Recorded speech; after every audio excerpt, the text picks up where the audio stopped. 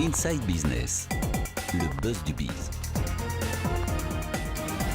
Mais qu'y a-t-il donc dans cette chronique, Julien Gagliardi? Il y a beaucoup de choses ce soir. Bonsoir Annie, bonsoir tout le monde.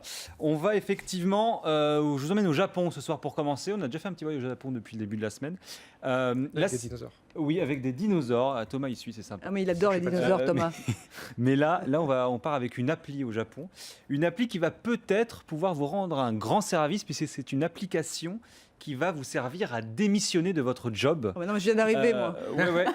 Elle s'appelle Exit. Bon, vous ne pouvez pas trouver meilleur nom pour cette application. Parce qu'au Japon, pourquoi ça existe? Parce qu'au Japon, c'est tabou de démissionner. Et donc, finalement, l'appli, elle va faire un peu le sale boulot à votre place. Elle va entrer en contact avec votre employeur. Donc, il y a des êtres humains derrière. Il n'y a pas que des algorithmes qui vont entrer donc, en contact avec votre employeur et qui vont finalement vous soulager et vous allez dire, écoutez, votre employé, monsieur X, eh bien, il veut démissionner pour telle ou telle raison. Alors, il ne s'occupe pas de la partie juridique, uniquement de la partie purement mauvaise annonce, etc. Ça existe depuis quelques mois et on apprend ces jours-ci, là, avant-hier, que ça cartonne. 700 médiations réussies, ce qui est plutôt pas mal quand même, depuis la mise en application de l'application, justement, et en termes de prix, parce que tout ça, ça a un coût, évidemment. 388 €, 50 000 yens pour les employés à plein temps. C'est un petit peu moins cher pour ceux qui sont à mi-temps, à temps partiel. Seulement 310 €. Il y a une grille tarifaire très, très élaborée. Et ça existe pour les divorces?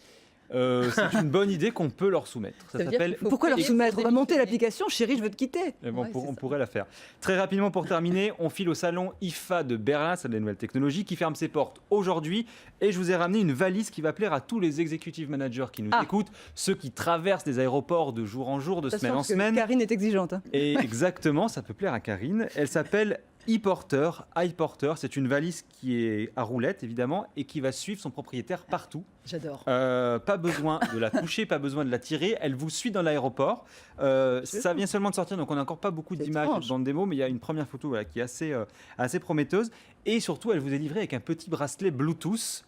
Pour quelle raison? Parce que la valise dans l'aéroport, elle peut partir avec quelqu'un d'autre. Eh ben oui. Et oui, parce qu'elle ne peut pas forcément... La valise infidèle. Donc du coup, vous avez un petit bracelet Bluetooth qui est relié à la valise. Comme ça, vous vous assurez qu'elle vous suit, vous, et pas n'importe qui d'autre. Je ne sais pas ce que je peux penser de votre idée là. Et le prix de cette valise, parce que ça c'est important. Aussi 1 500 €. Voilà. C'est quand même pas donné. Ça s'appelle iPorter et c'était une des stars plutôt insolites quand même du salon IFA de Berlin.